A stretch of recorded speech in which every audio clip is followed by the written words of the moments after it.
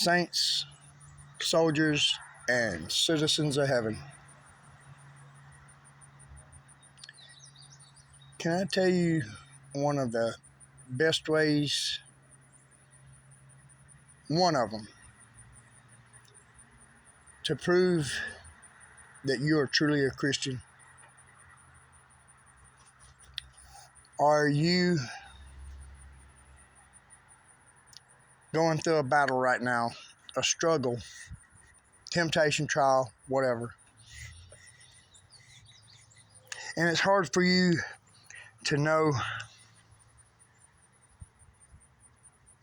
if you're on the right path or not? It's just like this. You know that whatever it is, how small or great it might be, just say that sin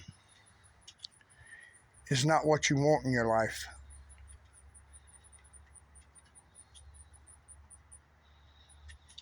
And you try to quit, and you fall down, and you try to quit, and you fall down.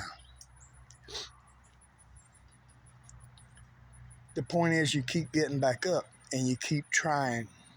Now, we all know that we'll never be perfect on this side of heaven. We will be in sinless bodies after we leave here. But until then, Jesus promised us we would have struggles and trials and temptations. If you were not a threat to the devil, he's not going to bother with you.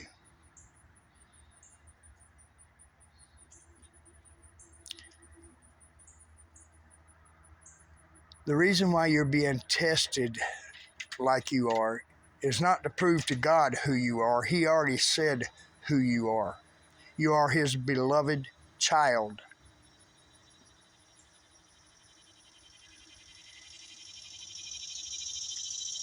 You remember when you were living in sin? And I'll use myself as an example. When I was living in sin, it wasn't hard for me to go out and just buy a case of beer and a bottle of liquor and go hunting women, and that was my nature. But once I became a Christian and I started fighting that sin nature, that's when it started getting hard.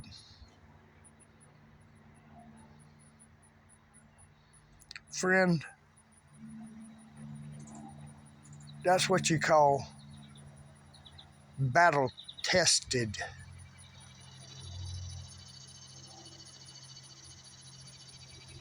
Now, there are sins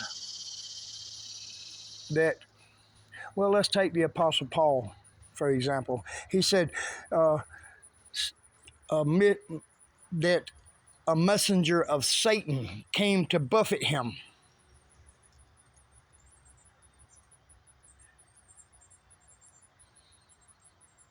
He said, I prayed to God that he would take it away 3 different times. And God said, no, my grace is sufficient for you. I've allowed this in your life so that you would not be prideful.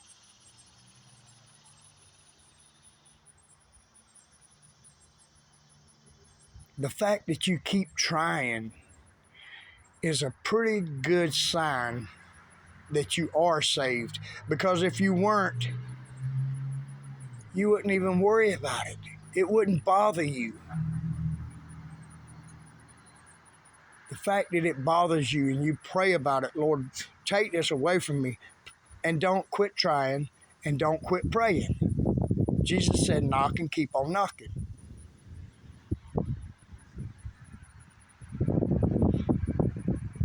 But the fact that you keep trying proves that you love God. In this world, we are going to have troubles, and we're going to have trials, and we're going to have failures. Jesus said, endure until the end. Well, that would be a ridiculous statement if there wasn't something to endure. Does that mean that we just give in to our sin? No, it doesn't. Does that mean we're doing something wrong? Most probably it means we're doing something right because we keep looking to God. We keep relying on God. We keep telling God, Lord, I can't do it on my own. And He's saying, I know that, child. That is just proof that you love me, is because no matter how many times you get knocked down, you keep getting back up. Look, guys, Jesus said, go into all the world and make disciples. He didn't say go into the church and make disciples. How did the early Christians do it? Oh, they went into the synagogues and they preached Jesus. But when they walked out of those doors, they still preached Jesus. They considered it an honor to be beaten for Christ.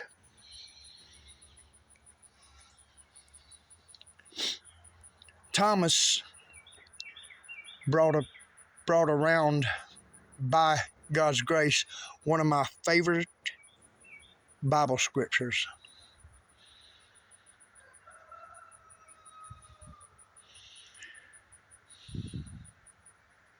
Because Thomas doubted that that was Christ.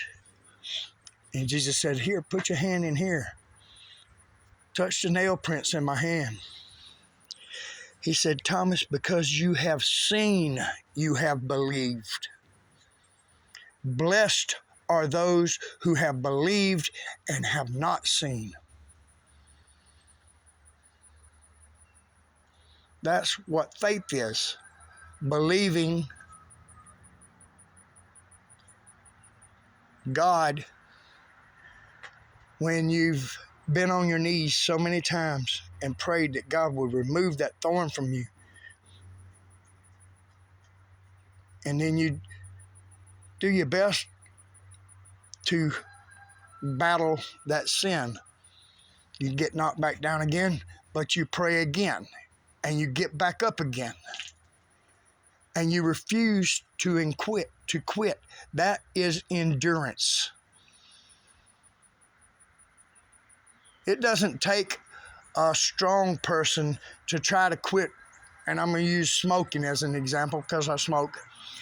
It doesn't take a strong person to try to quit smoking, which I'm not.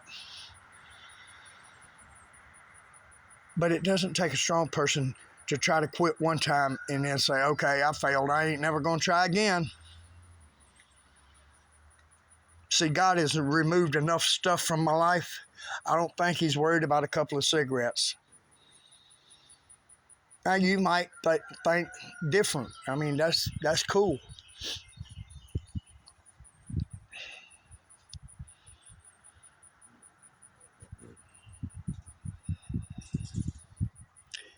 If you lack strength, ask Him. He'll give it to you.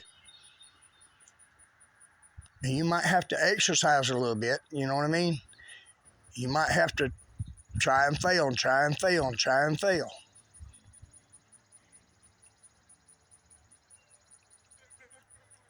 It's not a race of speed to see who gets there first, because we already know who got there first. That's Jesus Christ. He's the only one that got there. He's the only one that can get us there. But even when it is dark and it seems like it's never going to end, that's when we need our faith the most. We don't need a whole lot of faith when everything is going our way.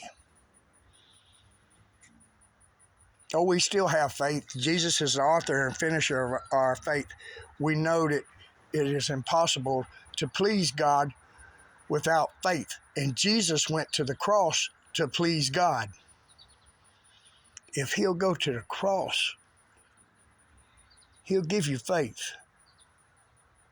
And faith does not mean that you're going to get everything that you ask for. As a matter of fact, it takes more faith to get knocked down a bazillion times and keep getting back up. A quitter will get knocked down one time and say, okay, I've had enough. I ain't doing this Christianity thing no more. It's too hard. And they'll never come back. There are enough quitters in this world. I used to be one of them until God got a hold of my heart.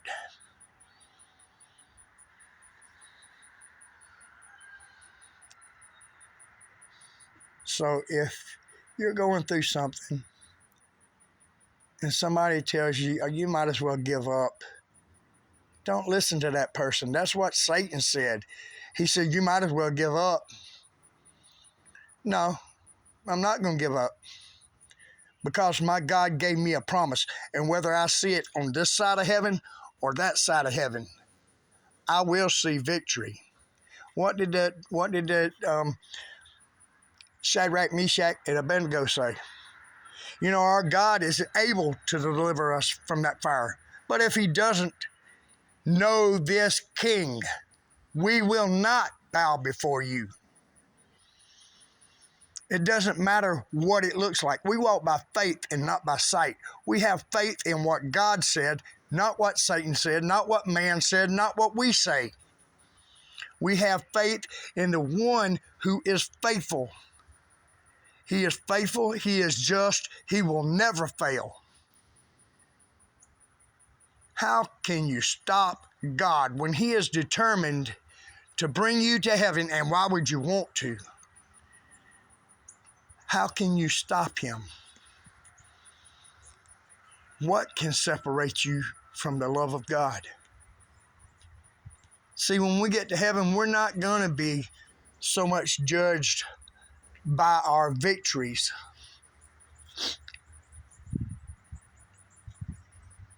We're going to get crowns because no matter how many times we got knocked down, we refused to quit. That's what endure until the end means.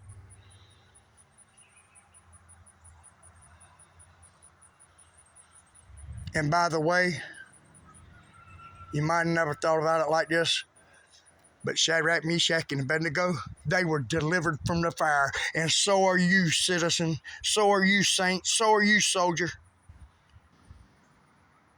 Believe God, not what anybody else says.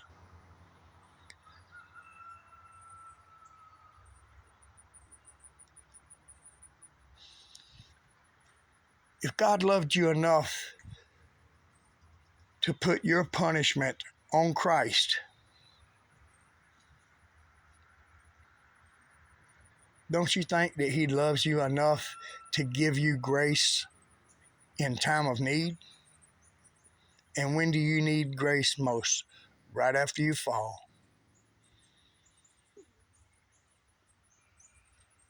If God calls you to go witness to a person, and you go witness to that person, you're sowing good seed. Now, whether it falls on good ground or bad ground or stony ground doesn't change, because you are being obedient even when obedience looks ridiculous. How do you think those soldiers felt when David told them, said, look, guys, we're going to wait until we hear men walking around in the tops of trees? Huh? What have you been drinking, Dave? That sounded weird. But they knew that David had already been battle tested. They remembered that he went down there and killed Goliath when he was just a little feller. Did David make mistakes? Yeah.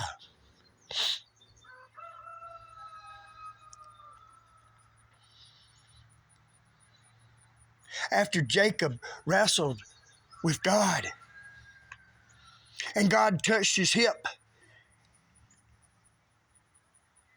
and he said, turn me loose for the day is fixing to break. And he said, and this is a 97-year-old man, guys, and he's hopping around on one leg. He said, I will not turn you loose. I will not turn you loose until you bless me.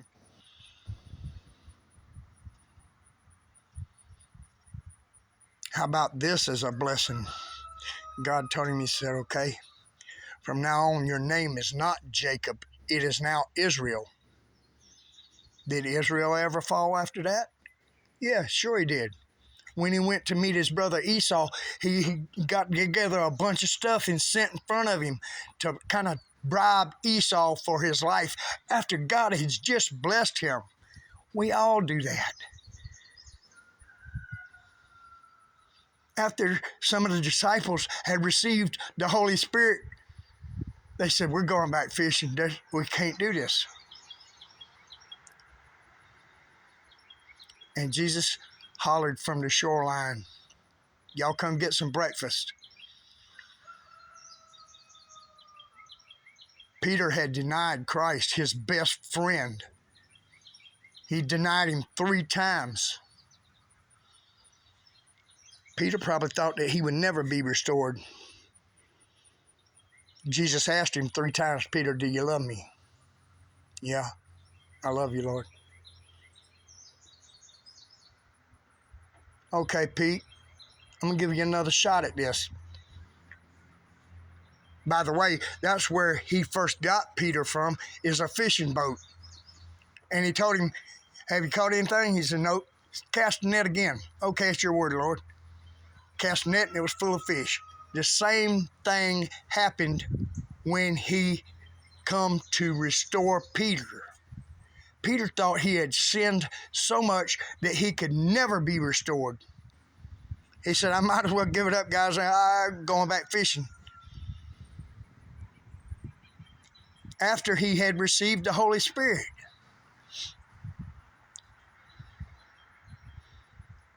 That's why we have to continuously think of the good thoughts, the good things. I know. How many times have you, in your mind, because of Satan mostly, thought about all the evil things that you've committed, and it kind of beats you down, don't it? How many times do those pesky good thoughts come to your mind? God will bring them to your mind every once in a while to encourage you. Maybe he even use a friend to call something to your mind to encourage you. But the devil don't never do that. He doesn't never say, oh, guys, y'all got to quit hitting me so hard. Y'all starting to win. Couple of reasons. He doesn't want to encourage you. And he can't give you something that God already give you. Victory. We get to go home.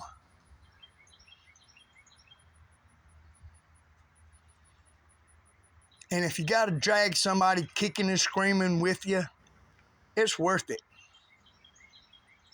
Y'all be encouraged. Have a blessed day. He who has promised is faithful. He'll never leave you. He'll never forsake you. And sometimes you got to struggle with that thought too, because sometimes you feel all alone in the battle. But God has promised that he will never leave you. He didn't say, if your friends start talking bad about you, I got to go. I'm going to cut out when your friends start. No. As a matter of fact, when your friends and family start talking bad about you, that's when you need him most of all. We need him all the time. But if he was to let us walk this life smooth and easy, just like the rest of the world, we would get to thinking, well, we don't need God. We got this. And the fact of the matter is, no matter how we feel or what we're going through, we got this because God gave it to us. He gave us the free gift of salvation. Rest in the fact that what he has